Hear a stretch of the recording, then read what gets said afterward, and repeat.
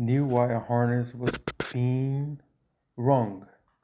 Positive in the place of a negative, and negative in the place of a positive. And this is what happened. The the door actuator was working backwards. Got it. Much.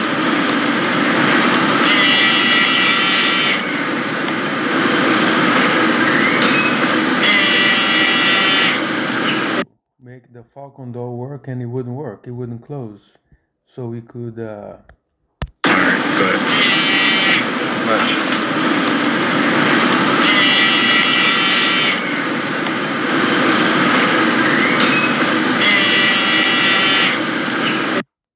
so check your wire harness, the new ones with the old ones.